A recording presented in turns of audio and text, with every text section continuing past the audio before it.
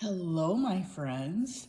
Today on this cold 39-degree night in Houston, Texas, I've looked forward to for so long, I am here to do a flip through of the Bonestone and Earthflesh Tarot.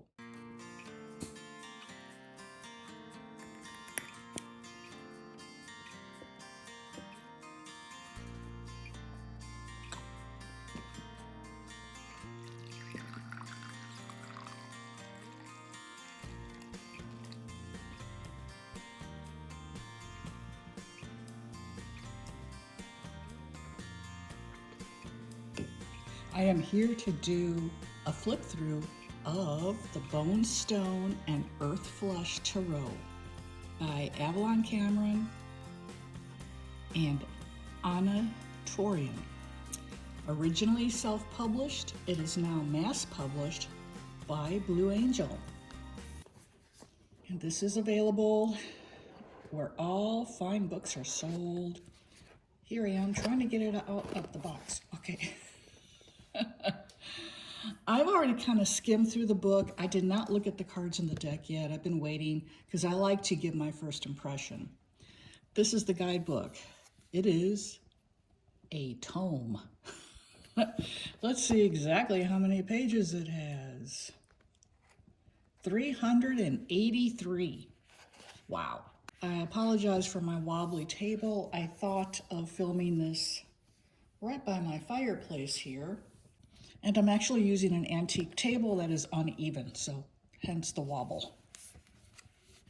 But here's the guidebook.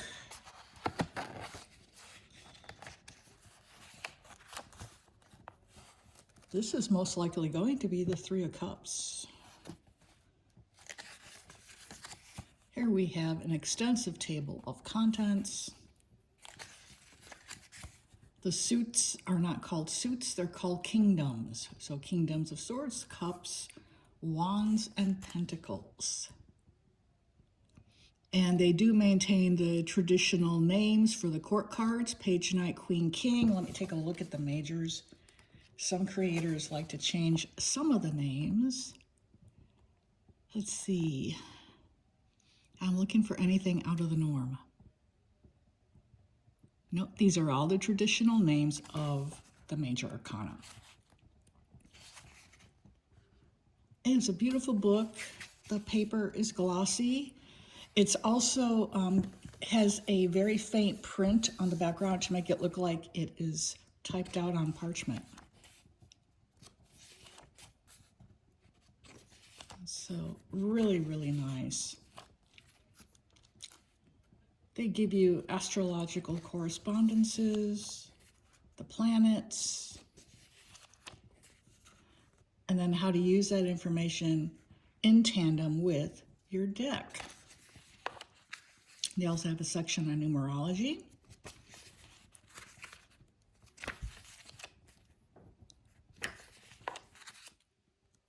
And then they go into how to build a relationship with your deck.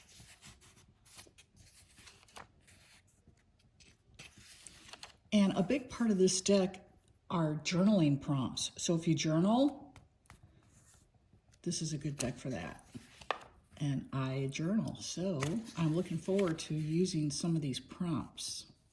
Then they have a number of tarot spreads. They've got, of course, the 1 card, and they have the 3 card, which they call the Waters of Soulful Introspection. Oh, I love that. And card positions are the root, the reflection, and the essence.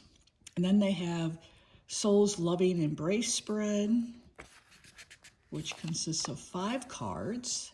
Then they have the Path of Primordial Insight spread, which consists of 7 cards.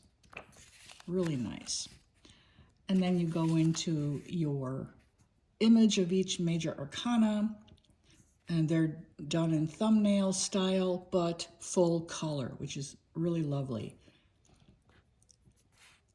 And it tells you what the card means when it shows up in a reading, upright and reversed. Personally, I don't read reversals just because tarot cards are art. Art is meant to be looked at right side up. And then we have a narrative, and just basically tells you a little bit of the background of the character being depicted on the card. And then here you have your astrological and numerological correspondences. And then you have several journal prompts. This is the card, the Fool, the character 𝗔𝗿𝗁𝗵𝗃𝗲𝗏. And just to give you one example, the journaling prompts read, when was the last time you were genuinely excited? When did you surrender your fear and take a leap of faith? When have you found yourself filled with a desire for a new experience? When have you failed to accept the call of the unknown? Ooh. Cool prompts that go along perfectly with the energy of the Fool card. And there's the Magician here, and so on and so forth. And then as you go on to the minors,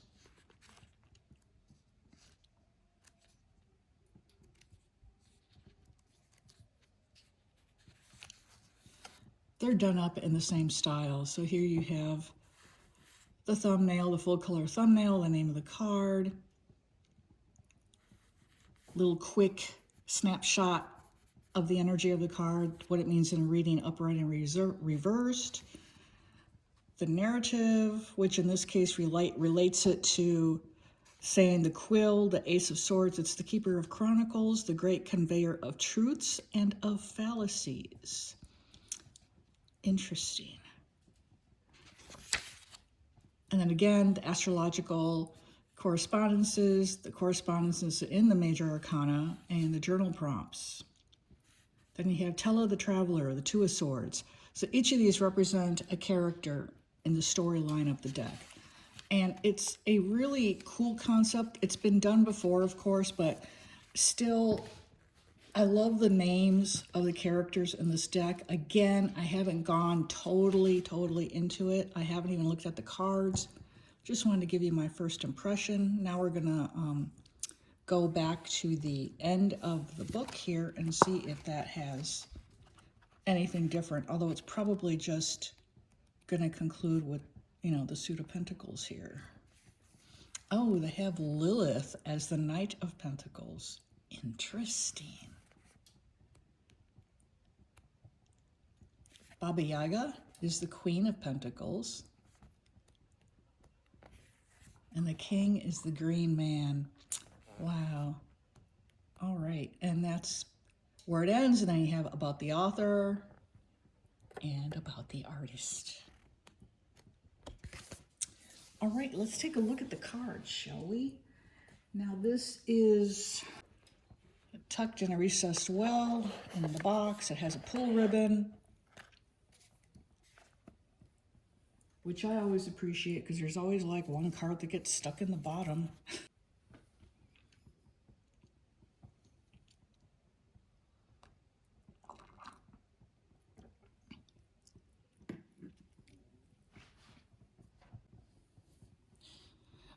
I do live in Houston, Texas. It's hot here most of the year. This may be one of the only real cozy videos you see on my channel until next winter. We do not get much opportunity to use the fireplace at all, which is a shame. So here we go with a flip through of the Bonestone and Earthflesh Tarot. And we had the character 𝗔𝗿𝗁𝗵𝗃𝗲𝗏 as the Fool.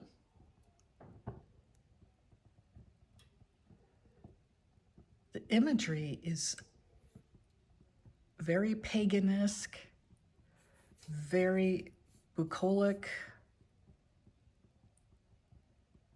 just harkens strongly to nature.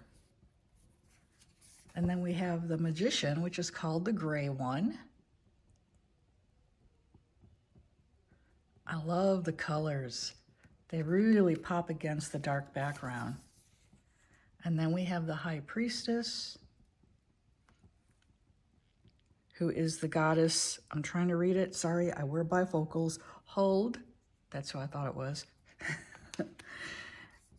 And then we have the Empress, which is the Lady of Leaves. Look at that.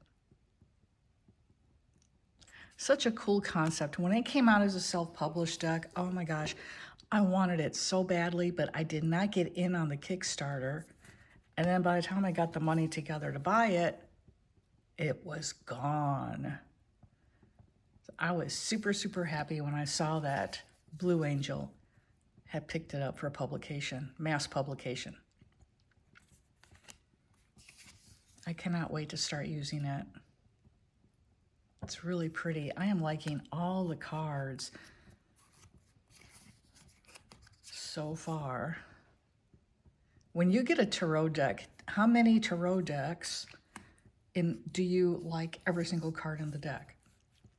For me, that's very rare. I typically, I'm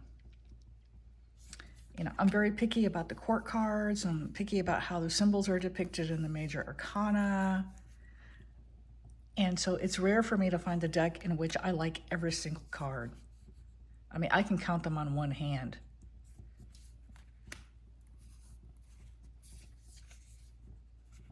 Ooh, for Temperance and Hourglass.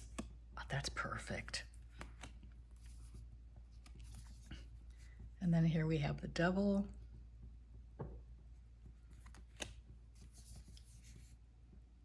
The Tower. Wow.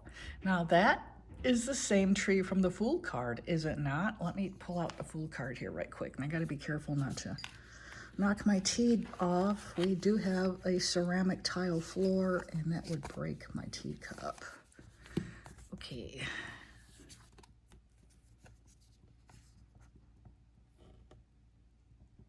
What do you think? You think that's the same tree? And therefore, it's the character Junko being struck by lightning? Ooh. This card is called the Mighty Oak. Very well could be. It looks like it. And then we have the Star. Gorgeous. Again, I love how the brighter colors pop against the dark backgrounds. Ooh, the Sun card. The Maypole of Beltane.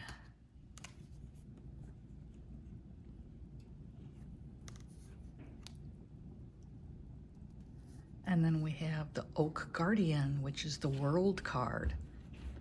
And again, it's that same tree.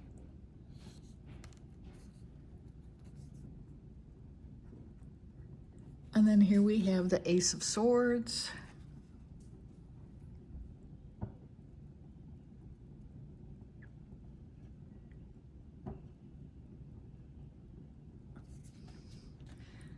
And here we have the Bruxa. If the X is pronounced as it is in Spanish and in Cholin Mayan, which I happen to know, by the way, have a degree in it, or it could be Bruxa, I'm not sure, but this is an extra card. And of course, that would translate as the Witch or the Healer.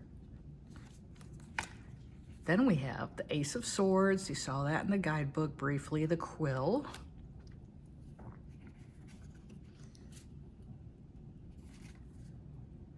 Then we have Taylor the Traveler, the Two of Swords.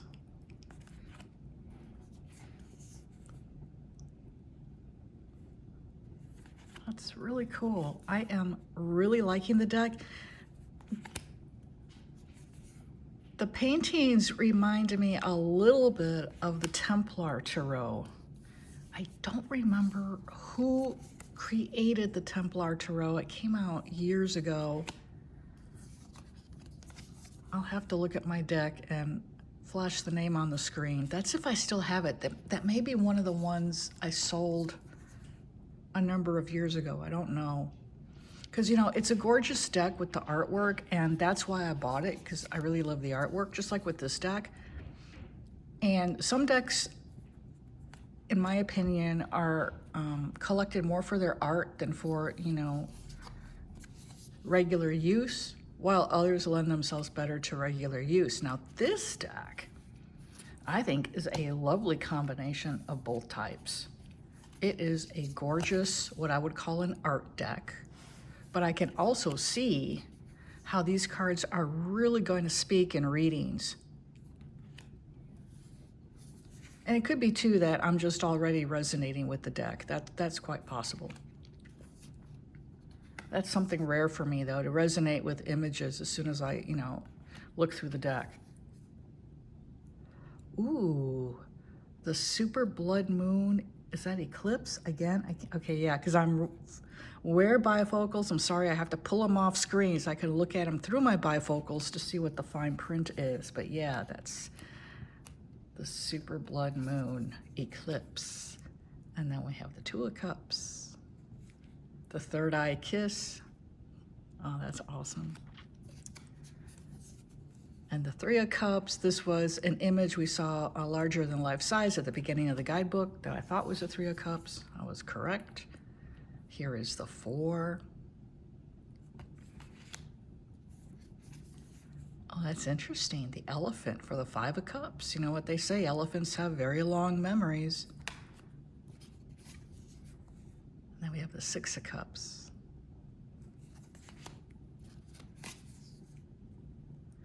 And the Seven.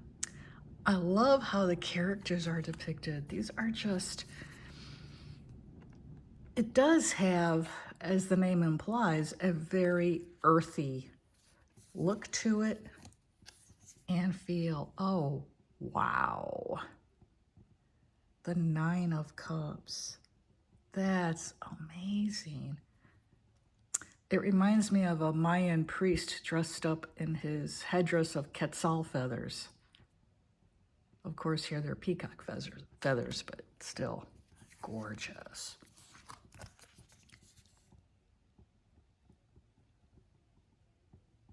And then we have the Ten of Cups, which is kind of confusing because it looks like the Ace of Cups to me. Then we have Kuan Yin as the Page of Cups. That peaceful look on her face, peaceful yet sad.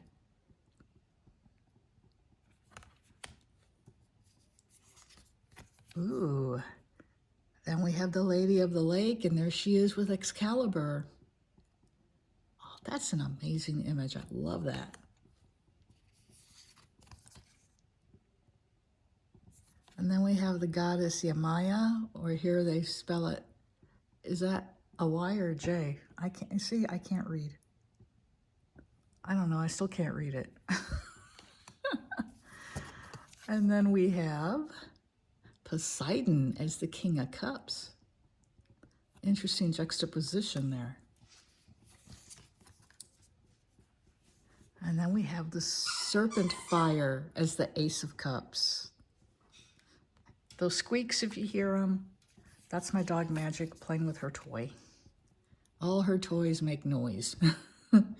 Flame Bud, the Two of Wands.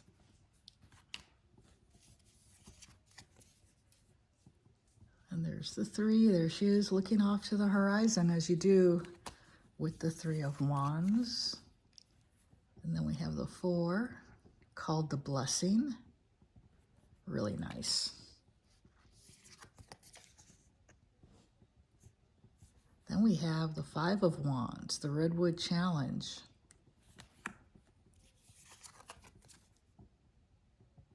The Six of Wands, representing the sovereign self.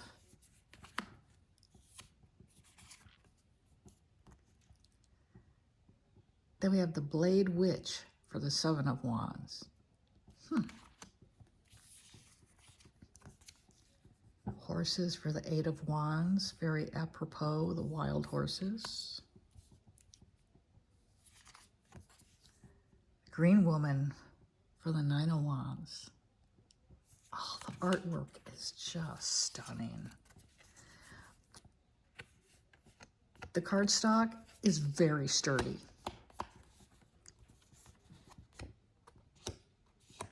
I give it a 10. Really nice. And the finish is matte.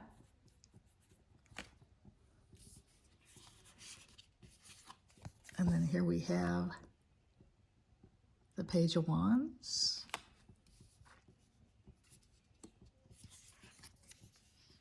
The Knight. Ooh, the Queen of Wands is Marie Laveau, the Voodoo Queen of New Orleans. Oh my goodness. Then we have for the King of Wands, the sun god Ra. What a powerful image. Look at that. I love it.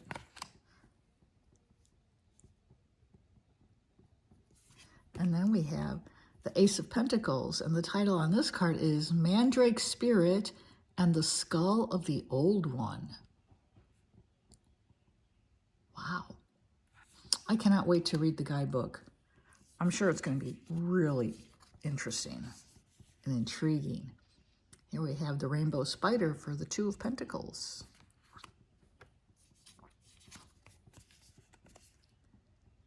The Three of Swords. Sorry, Three of Pentacles.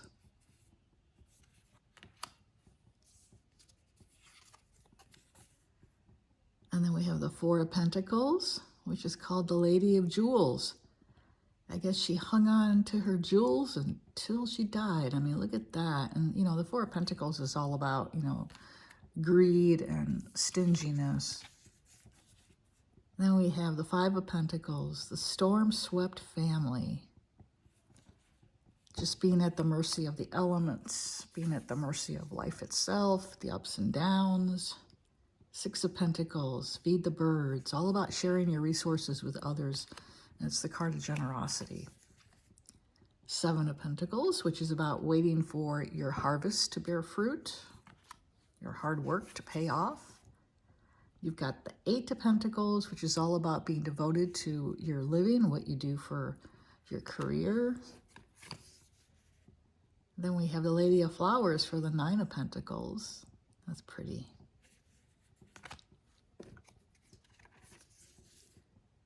And we have the Ten of Pentacles for community. Some of the images here remind me of, oh, what's it called? It's the tarot deck by Raymond Buckland, the Romani Tarot. Is it called the Romani Tarot? I don't remember. I have that tucked away somewhere. I'll never part with it. I think it's out of print. We have Dionysus for the Page of Pentacles, so diving back into a little bit of Greek mythology here. And then for the Knight, we get Lilith. We saw her in the guidebook. And for the Queen of Pentacles, we get Baba Yaga and the Green Man. Really, really interesting imagery. The deck already, without me even cleansing it and charging it for use, has a very grounded energy to it, extremely earthy. And it just feels, oh, it's difficult to put into words. It feels strengthening, supportive, helpful. Those are the initial vibes that I'm getting from it. So I hope you enjoyed this flip through. Thank you for watching. This is Nefer Khepri, the Cozy Intuitive Creative, wishing you a blessed day ahead.